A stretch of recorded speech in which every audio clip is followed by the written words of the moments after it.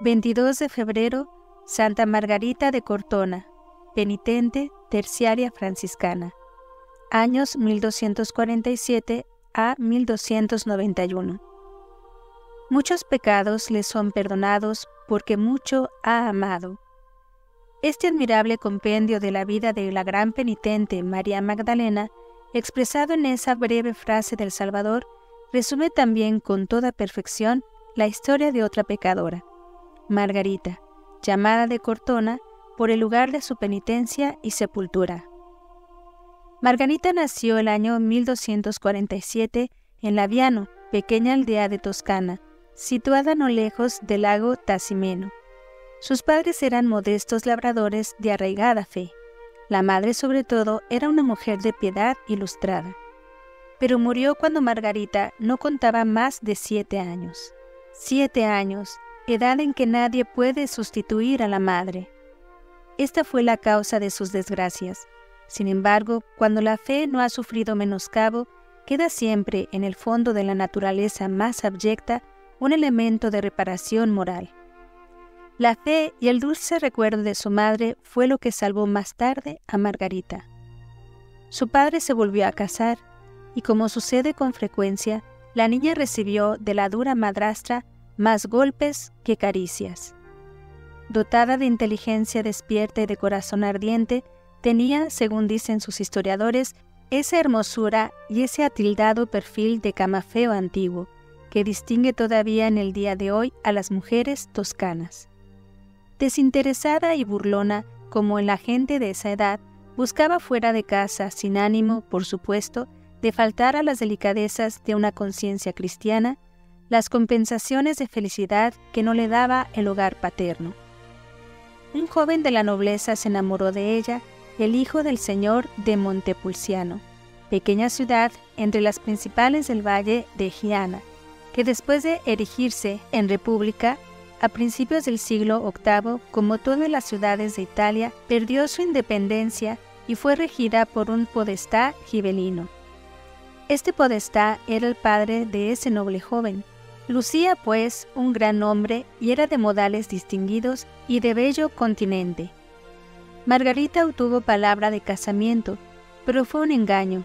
Sin reflexionar en las consecuencias del paso que había dado, quizá alegrándose por salir de la odiosa tutela de la madrastra y seducida sin duda alguna por joyas y regalos, se fue con el joven a la Quinta Palazzi. 17 años, ignorancia de la vida, ausencia de la madre, un collar de perlas, promesa de casamiento. ¿No es esa la eterna y lamentable historia de la caída de tantas otras jóvenes?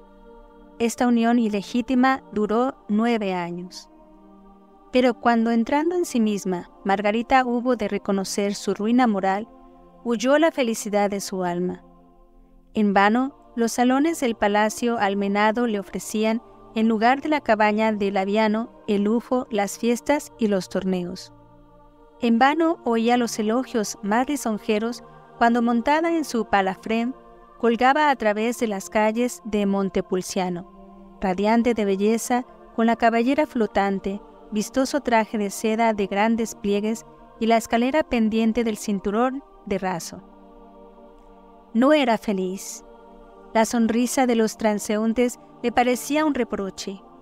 La vista de una aldeana de edad madura despertaba en ella el recuerdo de su madre y a la vez crueles remordimientos. Por eso, después de su conversión, se le oía decir: en Montepulciano perdí el honor, la dignidad, la alegría. Lo perdí todo, menos la fe, y quizás hubiera persistido en su mala vida si Dios no hubiera roto mediante un suceso terrible la cadena que la unía a su cómplice. El golpe de la gracia, la conversión. Aconteció un día que, a poco de separarse de ella el joven, este fue sorprendido y muerto por unos asesinos en las afueras de la ciudad.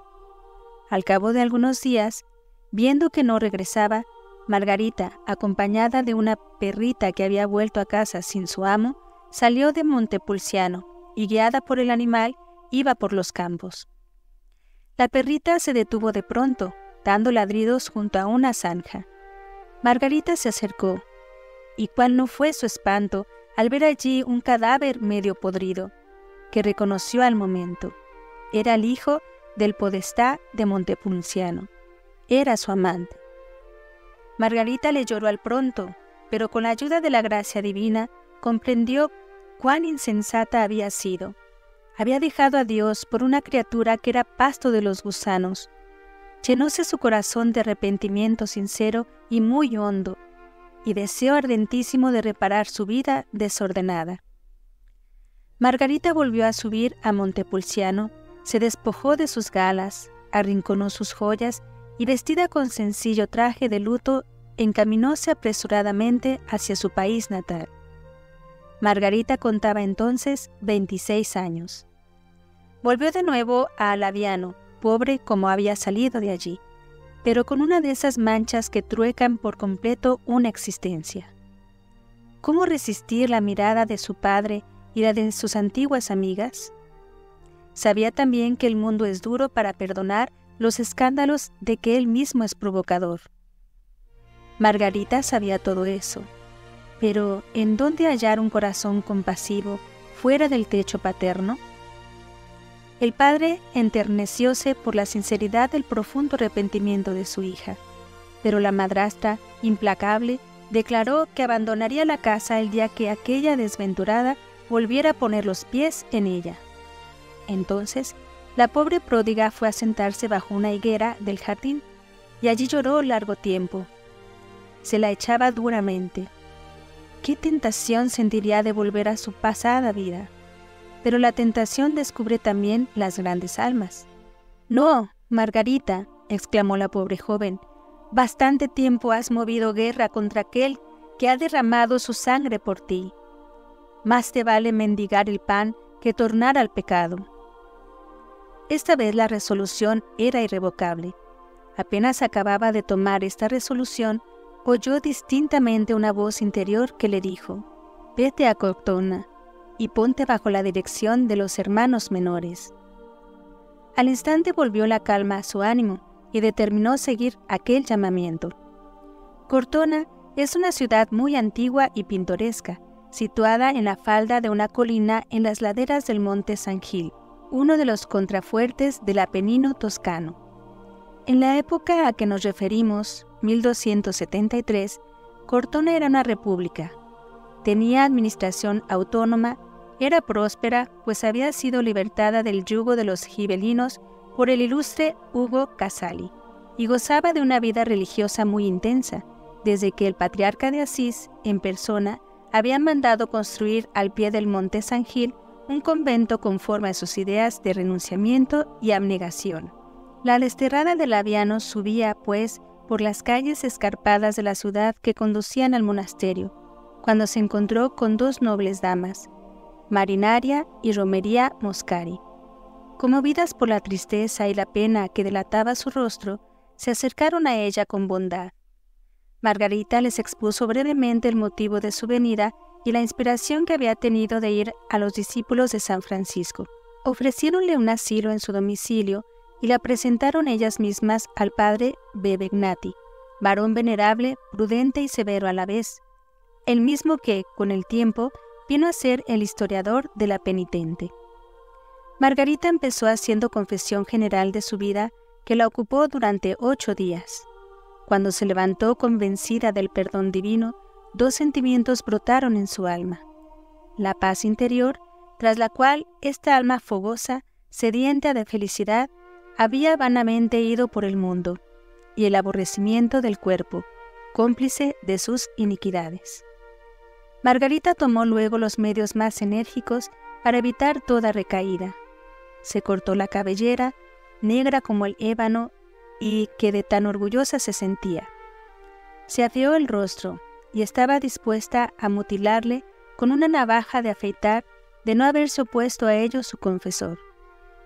Sabiendo éste que el fervor de los principiantes necesita ser moderado por la discreción, se opuso más de una vez al proyecto que ella había formado de reparar sus desórdenes públicos por una penitencia igualmente pública.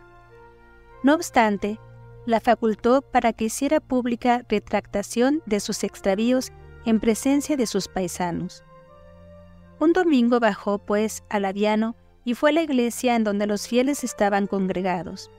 Terminada la misa, se presentó con una cuerda al cuello y en presencia de la multitud asombrada, se arrojó a los pies de una noble dama cuyos consejos había despreciado más de una vez, y pidió públicamente perdón de sus escándalos, con un acento de arrepentimiento tan profundo que arrancó lágrimas a todos los asistentes. A tales actos de penitencia, Margarita añadía la mortificación del trabajo. Para no ser gravosa a las señoras que la habían recogido, asistía a las mujeres cuando les llegaba la hora de la maternidad y con preferencia a las más jóvenes. De aquí procede la costumbre de las mujeres piadosas que invocan aún en el día de hoy a Santa Margarita para obtener feliz alumbramiento. Los habitantes de Cortona, incluso las familias distinguidas, tenían a grande honra que llevase a sus hijos a la pila bautismal.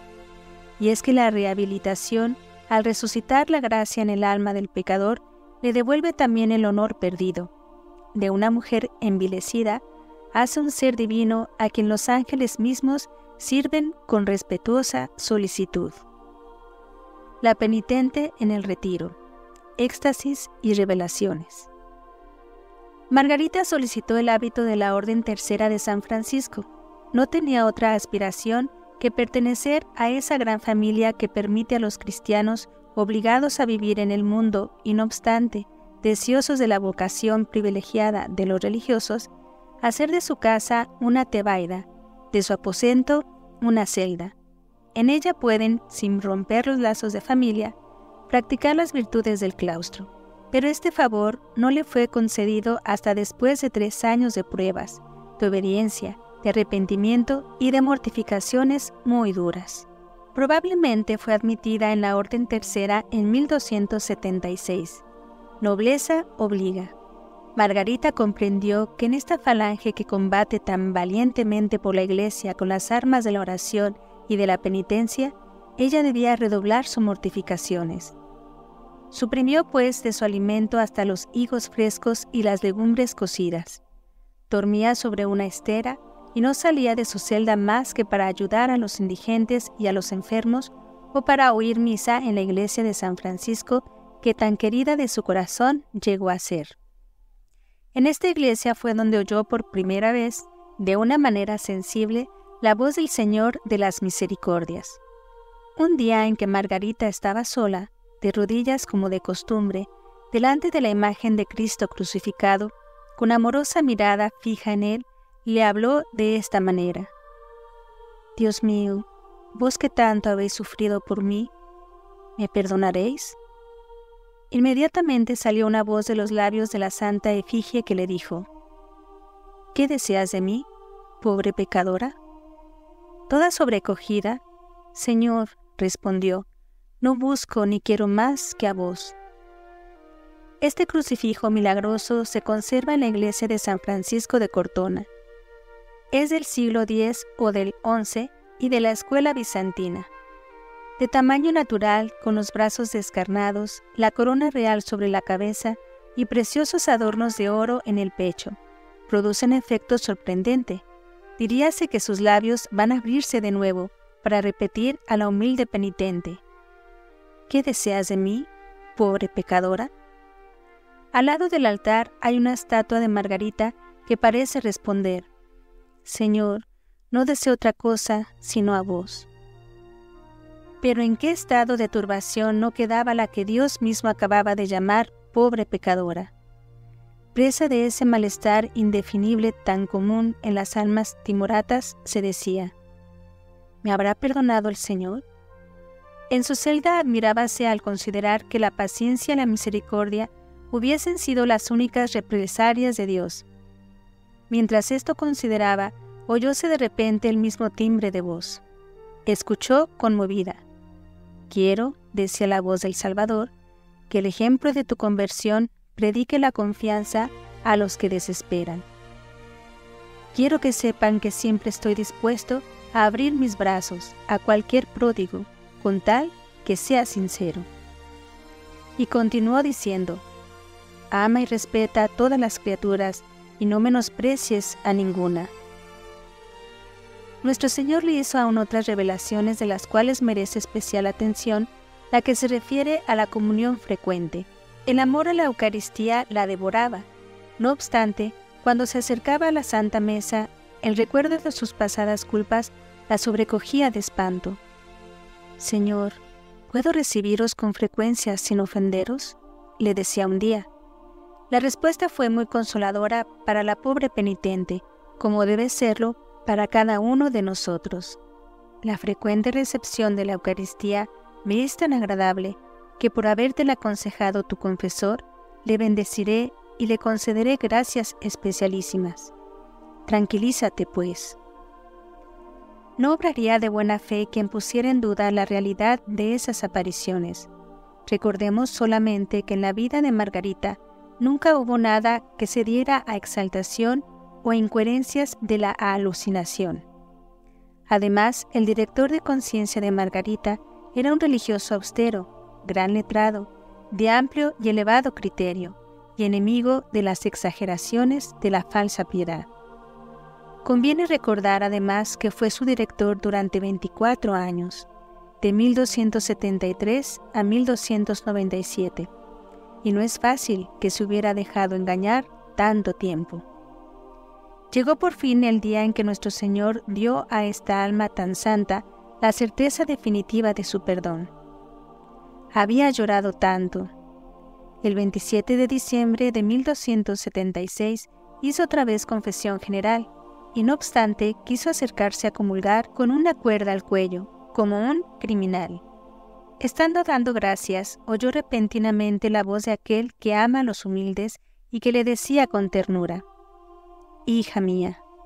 Después de esta revelación, cayó sumida en prolongado éxtasis, que duró todo el día, con intermitencias durante las cuales exclamaba: «Oh día, por tanto tiempo esperado». Al fin, Jesús me llama hija suya.